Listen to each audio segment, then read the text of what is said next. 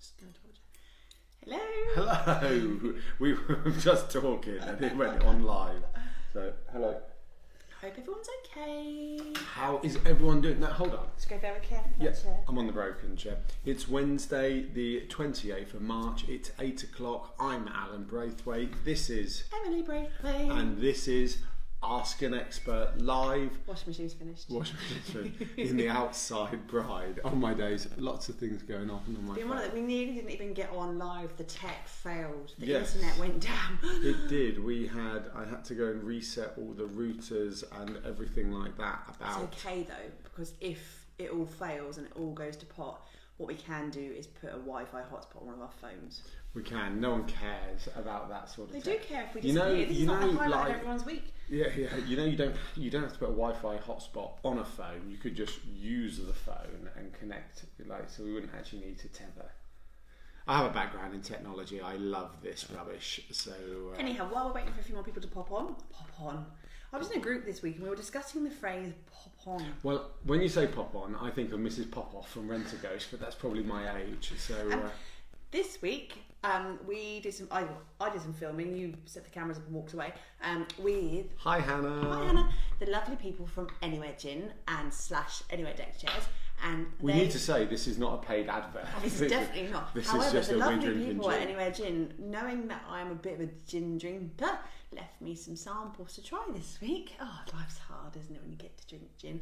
And this week I am trying their strawberry gin and I am loving it. That's not an advert, I'm just telling you what I'm doing.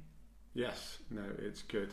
Hannah's got a question actually. My friend's mother-in-law is taking over a wedding, but she's too scared to say anything, and she's having an outdoor wedding in her garden. What would you suggest? It's in her garden. Oh, well, hold on. We're going to come back to that because thank you for that, Hannah. We will come back to that. We're just going to do a bit of a roundup of our week. So, very excitingly, what did we launch yesterday? Oh.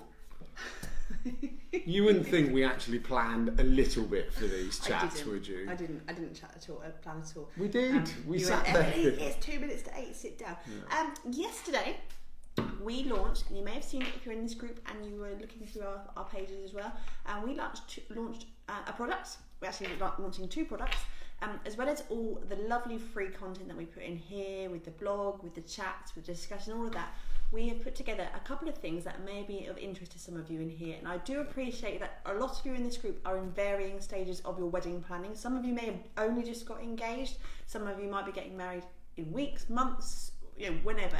So this may not be relevant to all of you. However, what we wanted to explain to you, every time I'm on live, we have put together a 2-part course. Which is an introduction to planning your outdoor wedding. Now, it's basically Sorry, I had a spot or a boil on my nose. Keep going. Sorry. So I saw it in the light. It's designed to take you through step by step from the very early stages of your planning, from what to do when you first got engaged, to finding the perfect venue, what to look for in terms of if you're doing it from a basic, like if you're getting married in the field, access and electricity, and what kind of marquees to look at, what kind of sizes to look at, depending on how many people you want coming, all of that kind of practical stuff. But the idea will be that at the end of the series, and it's a 2-part course with 2 1-hour webinars, with some PDFs and templates at the end of it to take away as well. At the end of that, you should have a framework, because I know a lot of you, we've done a poll recently, a lot of you are not working with a wedding planner, which is absolutely fine, but sometimes you need a bit of a box to start with. You always say that, don't you? You're fine thinking outside the box, but sometimes you need to start with the box. I can't create the box, but I can think outside the box, if that makes sense. It'll just give you a framework to get started. Hi, Natalie. That course is priced at $49.99, and what we're doing in the first instance is we're running that as a live course. The course dates are in May. I can't remember off the top of my head. I think Tuesday the 8th and Tuesday the 15th, or the week after. Like that. Anyway, it's a live course. and we're taking 15 people in the first instance. And the reason we're taking only 15, and we're going to run it again, and we're going to do it as a downloadable as well, but we would like to offer the opportunity to have questions and answers. And if we have a group that's too big, not everyone's going to get a voice and be able to the speak. software allows us to have like 100, but that's just not. But we don't want to do that. Cool. We want everyone. If you have questions, the whole point of it is you're asking questions to find out the knowledge to start your event planning. So we are going to keep it to 15. And if you're interested, you can do so either by clicking on the link in the group post we put on down yesterday, or it will be on the website. We are creating a shop sort of page on the website for you to do it there as well. It's all going to be there. We just want to help you guys have mega days. The second thing we are launching, which we haven't put in this group yet, is also it's going to be, what am I doing? The Skype calls. Briefly, actually, I feel. Very briefly. It's going to be one-on-one Skype calls or Zoom calls if you are early stages, middle stages, a week to go before your wedding, and you're just looking to speak to an expert a little bit, just to go through any aspects of your wedding, be it to go through your timeline or you're stuck on something very specific. We're offering one-on-one Skype calls with either myself or Alan. You can pick or choose who you'd like to speak to. Well, everyone's going to pick you. We know. Very quickly, when we do our YouTube videos, basically any YouTube video I do has a lot less views than any. Alan's just really bitter because his burger video didn't get more than like. My burger video, right? I sit there tweaking the keywords and everything on my burger video, and I cannot get the views to move organically. Actually, I think I've even posted it in groups and it's not gone up. So. Feedback taken on board. If you want a one-on-one with us, we can offer that at a price of £99 for your first hour, with subsequent hours being £50. Again, that's what was that? Helen's put, very sad to see no pom-pom making it. Do you know what? I'm still mentally scarred from last week, Helen. It's, now Lydia always wants them in her bedroom. I'm like, I'm not touching them. I'm not touching them. Yeah. Anyway, so that's £99 with £50 for subsequent hours. You can book as many hours as you want.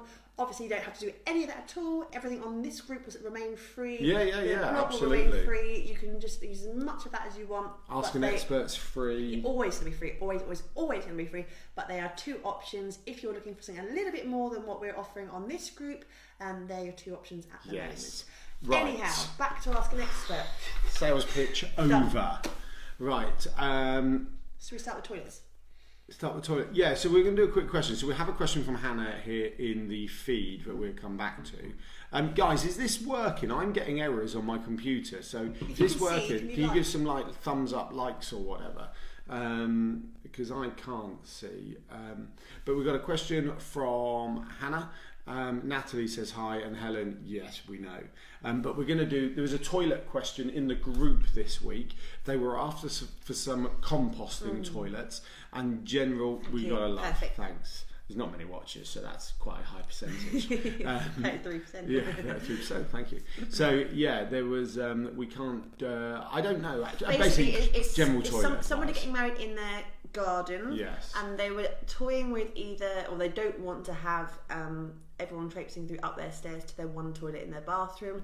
And they're not up for spending too much money on the luxury loo blocks because they are quite pricey, but they're not sure where to go and what to do. And there has been a lot of conversation on that thread, which we're really glad to see. Fab, actually. And all we're going to probably say is to mirror what they're saying is don't scrimp on toilets. Yeah, it's the only thing I would say is like I said, this is a figure off the top of my head. Like I have not checked this figure in probably about a year or 18 months. But last time I looked, a loo block was £600, £700, £800. Depending on the size. Yeah. Depending on the size, that's normally a 2+1. So that would be 2 cubicles in the ladies, 1 cubicle in the gents. With urinals for the gents. Now for the volume that I can't remember the name. I'm ever so sorry. Mentioned, that would be more than enough. The only thing I would say is, and I appreciate actually that's not the cheapest thing to pay out for a wedding when ultimately it's just people going to toilet, but you can get themed ones. You can get ones that look like a shepherd's hut. They're wrapped. We've seen Hollywood themed ones, 1950s themed ones, and they are very cool. And ultimately, I think one of the bits of advice I would say about getting married outdoors, there are things you're going to have to pay for, but you do not want to pay for. Yeah, unfortunately that is the case. And that's rubbish, isn't it? I mean, there's no, like, you don't want to pay for a generator, but you want a DJ, fancy lights, flushing toilets, etc., etc. So you have to pay for a generator. And you're not going to find them cheaper. The reason they are so expensive is not because they love to spend money on loos, and it's not even because they're wrapped or they're pretty or they've got nice hand soaps.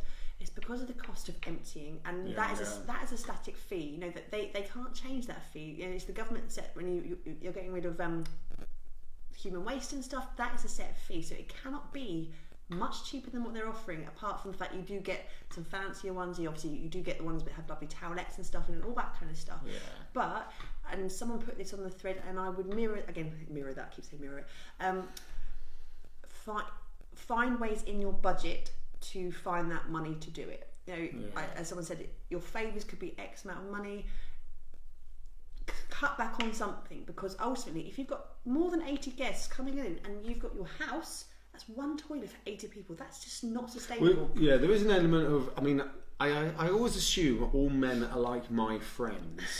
In the bush? Yeah, when the sun's down and the drinks are flowing, gents are happy to use a bush in the dark corner of the area. Now, your parents may not want that in their garden, and that's understandable, but it is fair to kind of take that into consideration, and you'll know what your peer group are like.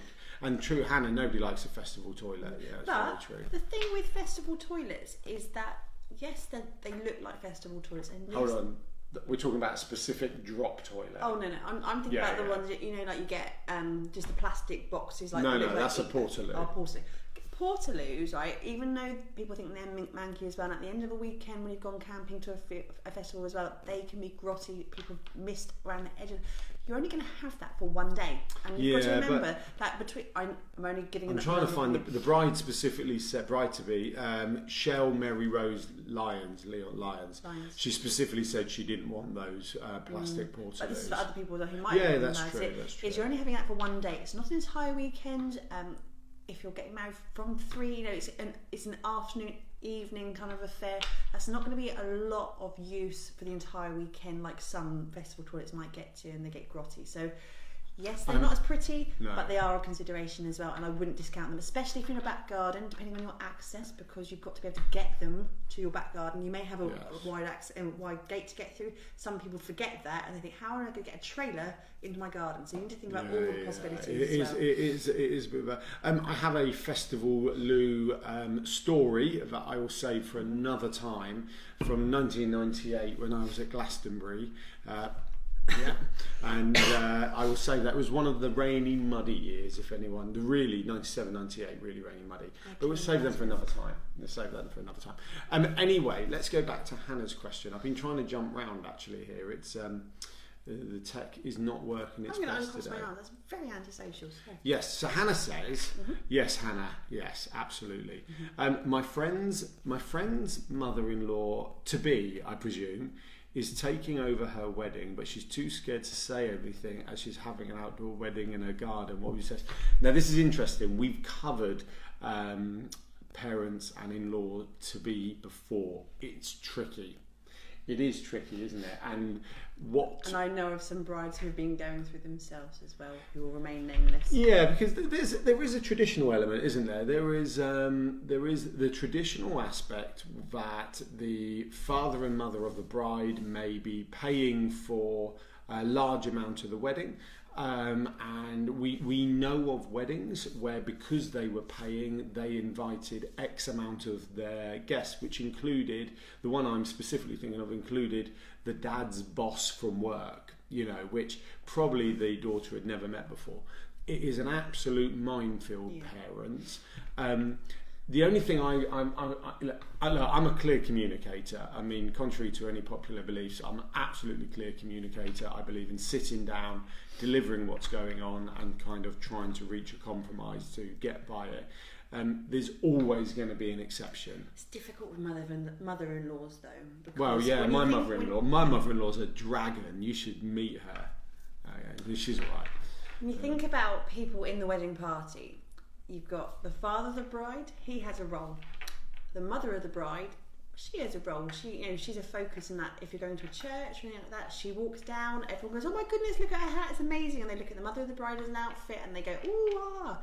The groom's parents can often get overlooked, and especially if it's a mother-in-law on the groom's side, they don't have.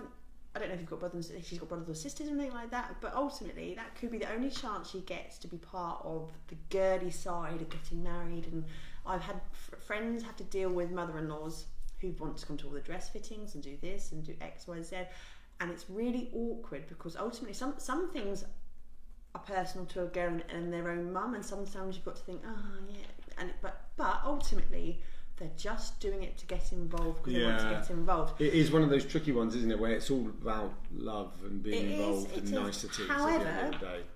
However, it is one of those things you need to nip in the bud sooner rather than later, because you will end up resenting, and you do not want to resent. Ultimately, it's it's your friend's wedding day.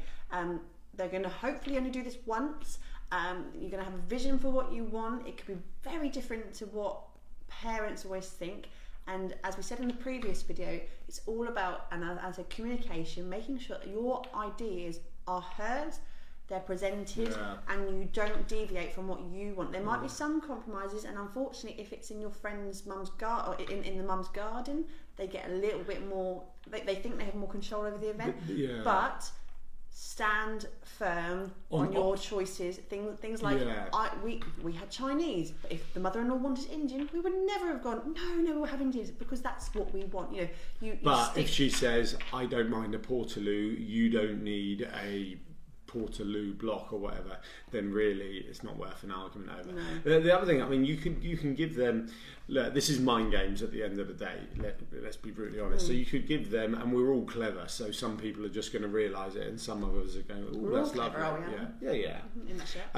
But by giving them some jobs to do may stop them from getting involved in other jobs. That's a really good idea. So mum to be, could you please sort out the toilet block? And she's going to sort that toilet block out to the best of her ability. So in some respects, it's that, rather than pushing them away because they're annoying, actually bring them in closer and give them jobs to do. I think we recently watched, for whatever reason, we watched Bad Mums 2. Now I know that's not wedding related, and it's really quite bad. And it's a Hollywood film. Yeah, I know, but probably most of you won't watch it because it's crap. No, I 5p, thumbs up or hearts if you've seen Bad Mums 2, Bad Mums at Christmas or something like that. Oh, no one's seen it. Okay, no one's seen it. My bad. But in that principle of that story is there's a mum and the daughter, both with very different ideas on Christmas, and one wants red decorations, and she goes out of the house for the evening and comes back, and the mum has completely changed it to blue decorations. Kim's seen it. Thanks, Kim. I knew I liked you. That was meant to be a wink, but it looked like a grimace. Yeah, keep going. Tell the story. So she's changed completely, and she had no right to do so. And I think that's the kind of analogy I would say is that your ideas and what you want, don't compromise on. Absolutely. If that mother-in-law decided she wanted peonies rather than roses or whatever, absolutely not. That's not her place. But give her key tasks. Give her something like, I don't know, can you sort? Can you make favours? Can you do this? Can you be in charge of give me something easy. Lawn games. Can you be in charge of organising lawn games? Thank you, Alan, for really helping me out there. Great, thanks. Tables and chairs. Something that there's no way of personalising too much is important. Tables and chairs are a great one. Yeah. Tables and chairs. You need to have tables and chairs most of the time. Get them to sort the power out.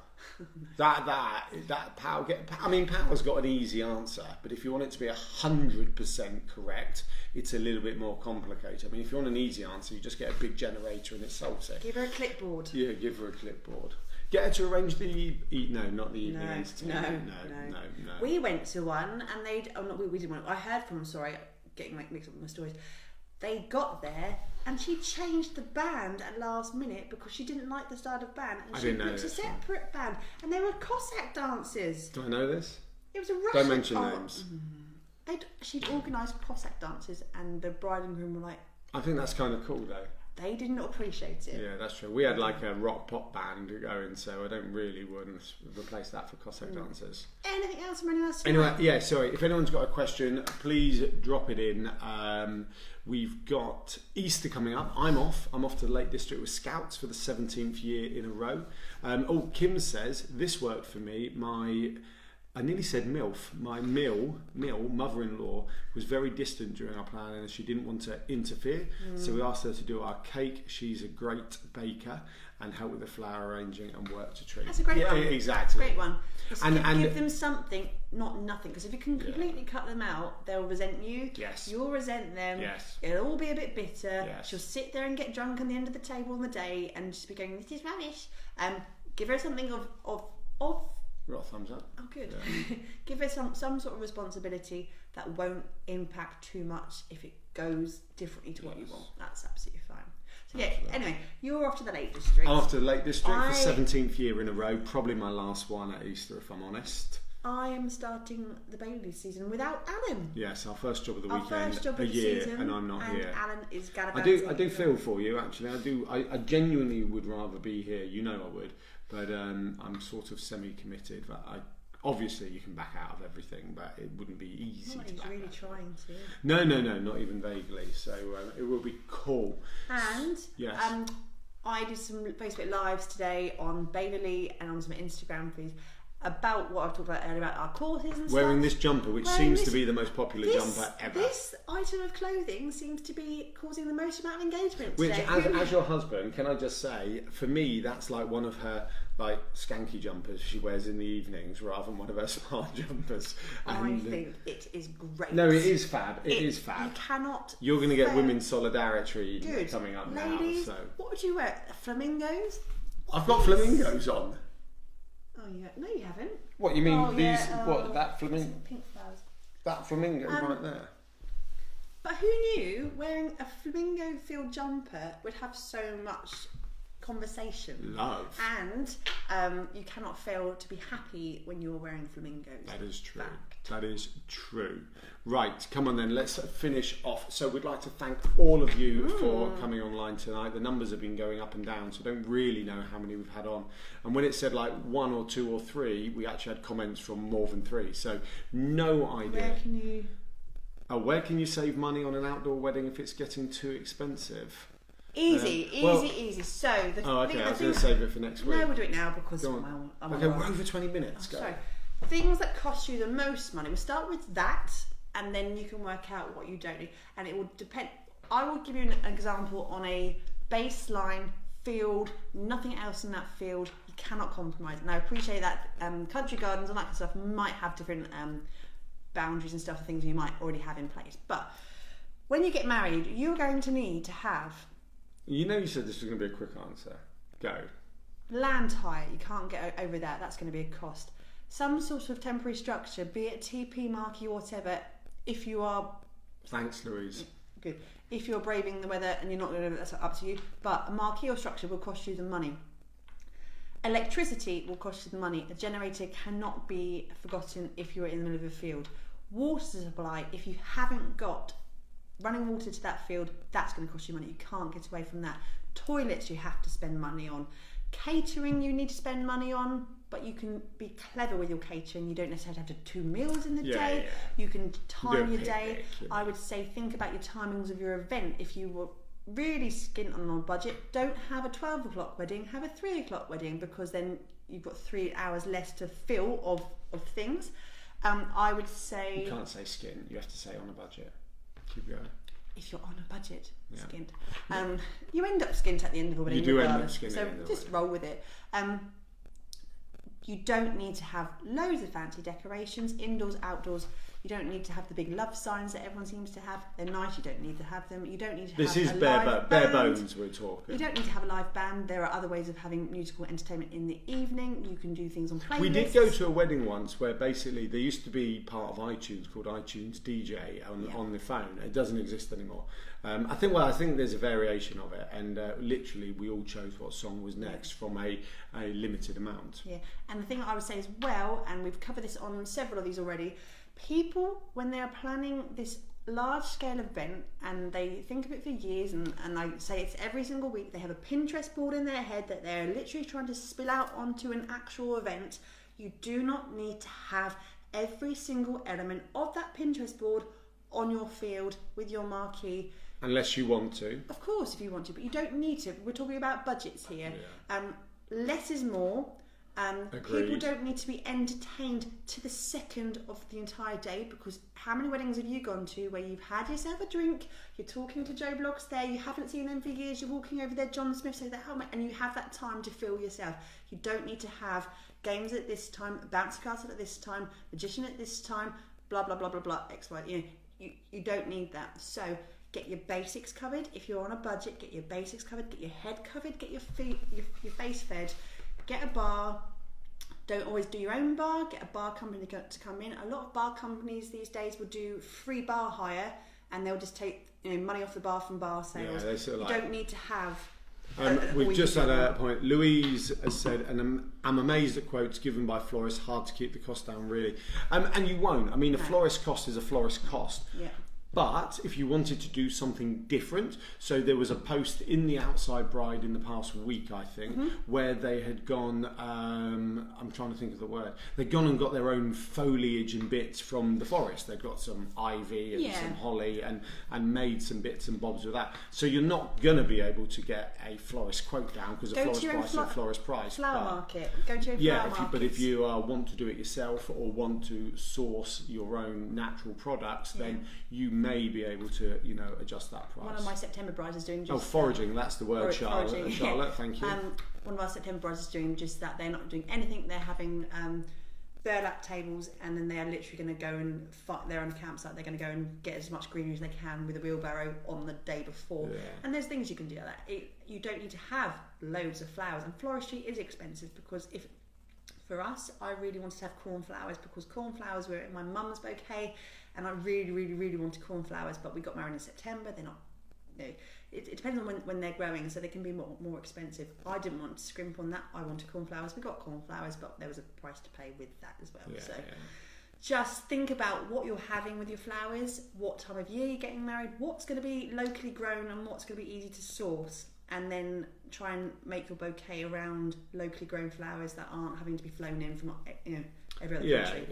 Yeah. And like we saw very quickly, we do really need to wrap up, because we don't want these being this long.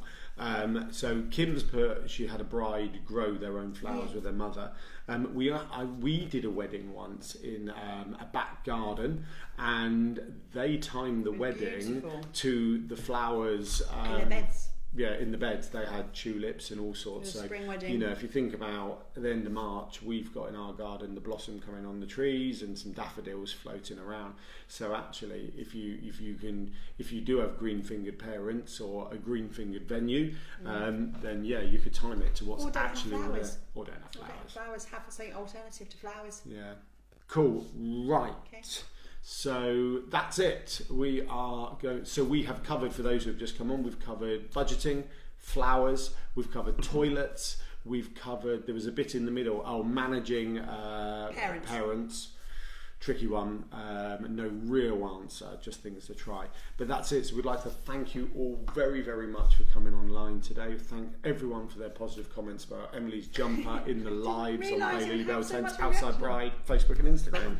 And we look forward to chatting with you next week. And if you're interested in any of the things we've talked about at the beginning of the video in terms of our products, feel free to if you can't see it, drop us a line and we can signpost you to the right place. We're happy to help. Absolutely.